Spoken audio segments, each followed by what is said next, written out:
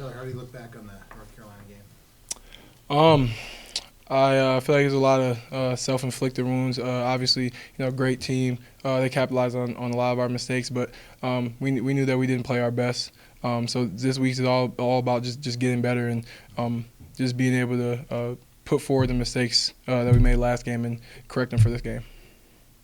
Or do you feel you need to correct with the explosive plays that they had? Yeah, just our details. Honestly, that's what it always comes down to is the details. We're a detail-oriented program, detail-oriented defense, and last game we didn't have the details there. So just getting back to basics and knowing our job and knowing our responsibilities. What's been your message to Athan Kaliakmanis this week, and how have you seen him respond in practice? Yeah, just be himself. A lot of times when you're young. And you make mistakes out there for the first time, you can get in your head, start to question if you can really do this because, me, I was in that position too. As a sophomore coming in, starting, I didn't make, a lot of plays either. So I know what that comes with. I know how you can get in your head. So just being able to be there for him and let him know that everybody trusts him and everybody's got his back. What's been your impression of Jack Henderson? Man, he's a monster. He's a monster. I think you guys have seen that, man. He, like Coach Fleck said, he loves to play football. He plays his balls off every single play, every single down, every single game. He brings it in practice too. So that's a guy that you want to play with all the time. How about Trey as well? Yeah, Trey, Ice Trey, man. That's why I call him because he's cold. That's my dog, man. He makes a lot of plays. He's a really consistent guy for us as well. What have you seen from Northwestern's offense on tape? They're really multiple with their formations and their personnel packages. They like to get your eyes in the wrong places, come back with the same plays. It's going to be a lot of shifts and motions. We're going to have to be on top of our details, know our calls, know our checks, and know what we're going to. So it's going to be a great challenge. Going back to your home state, possibly last time. Yeah. What do you feel about? How do you feel about that? Man, it's going to be real special. I got like 30 guys, 30 people on the ticket list this week. So trying to get a couple extra tickets still. But yeah, it's going to be a great homecoming. Can't wait. What was that moment like when you saw your younger brother get in the game? Man, awesome. It's always awesome, man. He's on kickoff with me too, so that's pretty special too. To run out on the field with JoJo. So anytime I see him on the field, I'm excited. But my mom's the most excited out of everybody. So you can probably hear her in the stands this week. What challenge does Henning present? Man, that's another one of my boys too. Grew up playing with him, knowing him. Obviously, he's an explosive player, somebody that can go the distance every single time he touches the ball. That's why he's a main focal point of their offense. Why they try to get him the ball a lot of the time. So he's a dangerous kid, and we're gonna have to keep our eyes on him. Have you seen a noticeable difference through 3 weeks with the pass rush being improved from last year? Yeah, 100%, man. Coach Debo's been doing a great job with the D-line. I've seen an improvement spring ball, fall camp. So now it's really just it's a standard now for these guys to get back there and get to the quarterback and pressure him. So just Debo being able to elevate that standard and those guys taking the coaching and really running with it, I think that's what's really been the difference. Anything else for Tyler? All right. Thanks, Tyler. Cool. Thanks, Tyler. Took it easy. When you are able to look back on the film, what stands out that you didn't share with us post-game? Yeah, I think something that I wanted to stand out more was just leadership. I think, there's going to be, games sometime throughout my career where I'm not playing as good. But who am I as a leader and as a person in those moments? And that's something I took from the game was, who am I when things are going really hard? And it's just being better. There's a ton of areas I can improve, and I know that. And I'm just really excited, to play better, to be better. There's going to be times when my teammates are having bad games. Who am I going to be when they're having a rough time? Or, that's just I thought about, all those situations. And, something I took from that was, who am I when things are going really bad or hard? What's been the message like from Fleck and Harbaugh since after that game on Saturday? Yeah, it's that, that game's done. We were 0-1 in the North Carolina season. It's time to go 1-0 in the Northwestern season. People won't really talk about this, but Coach Fleck took 2 hours out of his day after the game to talk to me individually about life, not even the game of football. And that was something that I really appreciated.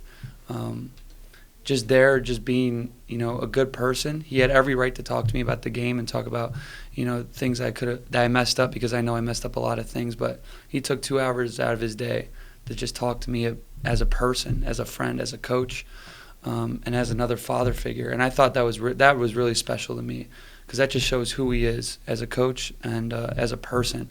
And that was super powerful. But it's time to go 1-0 in the Northwestern season.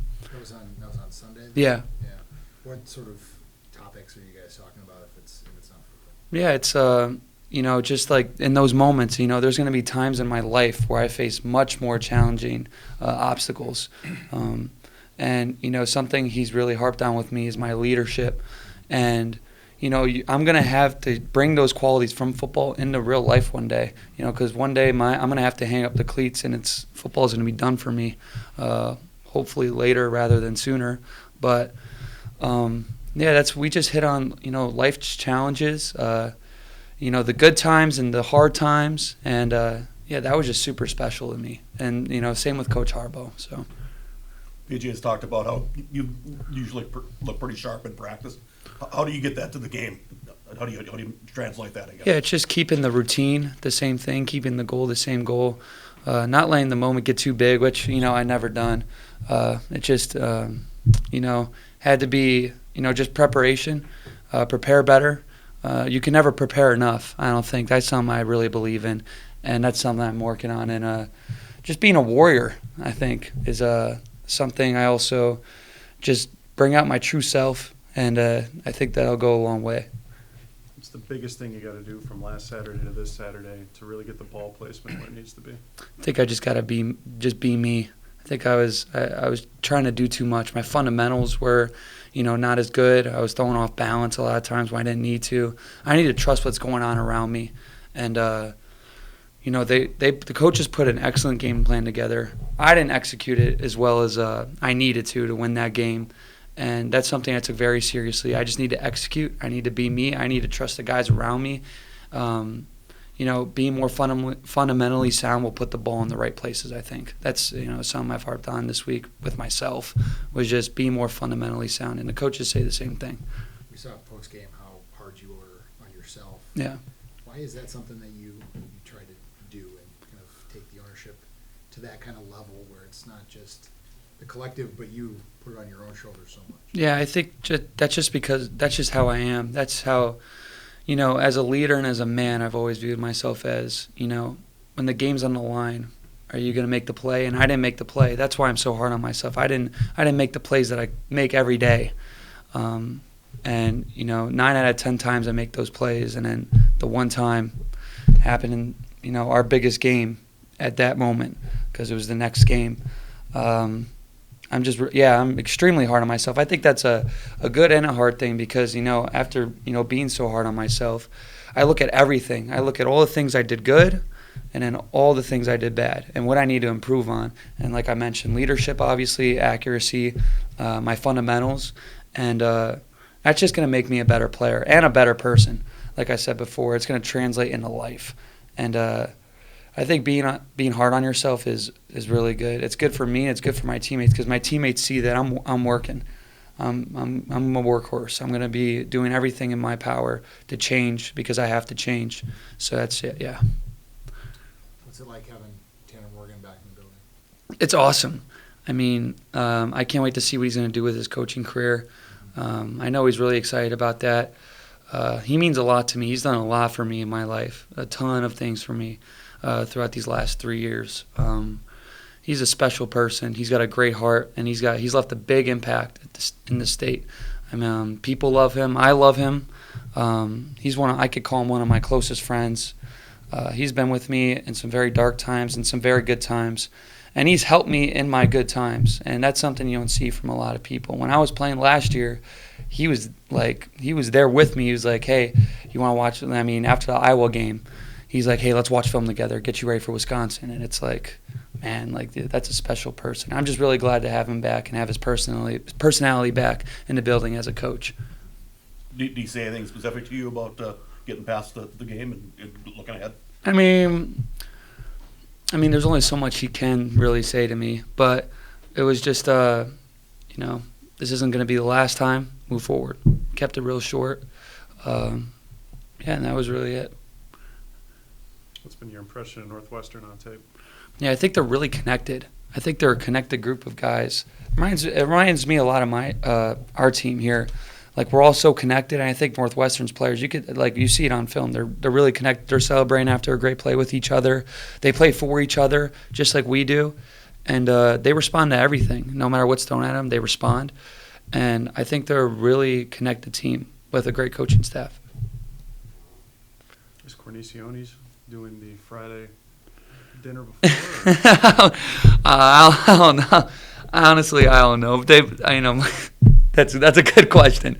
Hopefully, I gotta go back there and get some pizza soon. I miss the pizza. You gotta try it out. I'm telling you, it's amazing.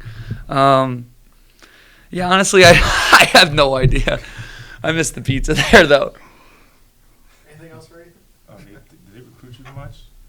Did they recruit you? Northwestern? Yeah. Oh, yeah. In high school, yeah, they recruited me. Like I said, I think they got a special thing going on there. A great group of guys. Matt Uline, one of their linebackers, I played against him all throughout high school. He's a very good player. Yeah, I'm really excited to play them. I'm excited to be back in home state, but ready to go 1-0 against Northwestern. Like you said, they're a very connected group. They've been on some hard times with their program, but they're still, you got guys there, and they're all just pulling for each other rather than focus on, the past and what's happened. Yeah, I mean, that shows, like you said, like who they are as a team. Always responding. No matter what the situation or the circumstances, they're together. I think that's really special. So really excited. Two really connected teams going at it. So really excited about that. If the explosives are going to come, is it as simple as execution, or how do you see it? Execution. I believe that's what it is. And, I mean, you guys saw that last game. It's execution. And I'm going to execute. And I'm really excited to go execute. I'm really excited to play with the guys. I'm really excited to be better. That's what I'm looking forward to. I can't wait to play. I wish we could play today. I'm so excited to play, really. So I'm ready to go. All right. Thanks, Ethan. Thank you, guys. Biggest thing for the offensive line since week one that Coach Callahan has stressed to you guys? Yeah, I mean, just sticking with our fundamentals. We've had 3 pretty decent games up front. The first game, it was struggled to get the ball rolling a little bit, struggled in the run game, but we've been able to pick that up the last 2 games. So relying on our fundamentals and techniques that Coach Callie teaches us every single day to, translate that onto the field and be the best unit we can be. How have you seen Darius improve over the last couple of games? Yeah, I mean, he's really taken that role on, head on. He's been working his tail off in practice and in the games to make sure that those plays become explosive, and he's done a great job of that, and he makes us look real good. What did you think of Greg Johnson in his first collegiate game? I think he did a really good job. As a true freshman, it's not easy playing offensive line in the Big Ten as a true freshman, but he's done a great job so far, and the guys around him, Ariante and Bo, they helped him too, and he's doing a great job. What's the biggest difference in a game like last week where you've got a right guard that's rotating essentially series to series? Is it communication between the two of you, or what's the biggest difference you would notice? Honestly, with the way Callie prepares us, anybody can be ready to go and communicate at the same level. So, at times I didn't even notice there was a rotation going on, but both Coop and Tez, they've done a great job so far playing next to me. So it's been fun. What do you feel like the offense needs to do to get more of a rhythm?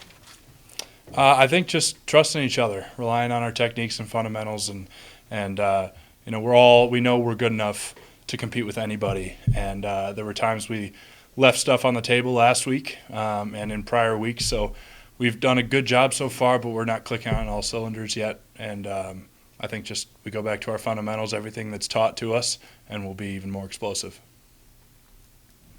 What's the biggest thing you've tried to improve on from game 1 to 3 in pass pro at right tackle? Yeah, I think, I feel good about how my pass pro has looked the past few games. There's always stuff to improve on. I'd say hand placement is a big one. Making sure I'm staying in front of those speedy guys. But there's always stuff to improve on. I'd say hand placement and getting to that spot early and really settling down once I get to that spot and throwing my punch and trusting it. What's your assessment of the Northwestern defense? You know, they've got a lot of size and strength up front, some good linebackers returning as well. You know, they're a great team, good Big Ten West team, and they're going to be physical. They're going to be tough up front and hard to move, so we just got to bring our A game. If the running game in the red zone is going to be more efficient, what has to happen? I think it starts with us up front. You know, we gotta play lower. We gotta run our feet, make sure we're staying in front of our guys, knowing our assignment, and trust that the guys behind us will make it right. So, you know, yes, it's a team effort, but it starts with us. Has there been anything unique you've seen in Athan and how he's responded coming out of North Carolina? Yeah, I mean, I think he's done a great job of leading the offense continually, and really trusting the guys up front. Trusting us that we're going to protect him. He can take all the time he needs back there in the pocket. He can, you know, really deal it, and he's a hell of a player. And that's where he can shine when he has time from us up front. So he's shown a lot of trust in us, and that's been great. On game day, what's one thing you like to do to just sort of get yourself into the zone and just kind of relax your muscles a little bit? Yeah, I mean, my faith is really important to me. So before every game, multiple times before the game, I pray. But I'd say the biggest thing is getting on the phone with my dad, and we pray together over the phone right before I run out. So that's always a great ritual him and I have. You got a night game. Is there? What do you guys do to pass the time between there? Is it pretty structured? On game day? Yeah. Yeah, so we'll have a walkthrough in the morning and some individual meetings with our coaches just to make sure we're, you know, polishing any details we need to. Other than that, it's getting your head right and making sure you're ready and staying off your feet so that you can bring it all once the ball kicks off. So How long have you been doing that tradition with your dad? my whole life. He coached me when I was a kid, and then in high school I'd call him, and then when I was at Notre Dame I'd call him, and still to this day. So. What does that do for you? I mean, it just, you know, calms the nerves a little bit. And I know that God's got it in his hands, whatever's going to happen, whatever the result may be, however I perform. And I just know that I go out there and do my very best for the team, and the rest God will take care of. So that's always been a fun tradition him and I have. Anything else for Quinn? All right. Thanks, Quinn. Thanks, guys. Take care. You're here at the St. Paul Pioneer Press. Nice to meet you. Nice to meet you, man. What brought you to Minnesota? What firstly started with Coach Danny coming to my house, you know, and he's a lovable guy, but he was able to kind of lay out, you know, the plan for me within the defense, and just the culture obviously speaks for itself. You know, he's a huge culture guy. This is a huge culture program, and you know, everything he was saying, I was loving it. And as he was talking, I was just envisioning myself, you know, fitting the system. And it really sparked on my official visit, probably, getting to talk to Coach Rossi, you know, one-on-one, getting to talk to Coach Fleck personally. And I just fell in love with the program. And, you know, it's everything I wanted as a player. So, you know, it was an easy choice. You know, this is where I wanted to be. Ryan Burns, 24/7. Rossi loves to tell the story of when he first saw you, he didn't know who you were, and he thought you were a linebacker, Jack Henderson. What do you remember about that initial interaction with Rossi? When I was meeting Coach Rossi, yeah, he did see me as a backer. You know, I was probably a little bit thicker, but you know, I think as he saw my game and he saw me, you know, he figured I would fit that nickel position, you know, really well. Obviously, but you know, I do have some linebacker characteristics about me and about my gameplay, and you know, just fitting within the system. You know, I'd say it's all working out pretty well. Randy Johnson, Minneapolis Star Tribune.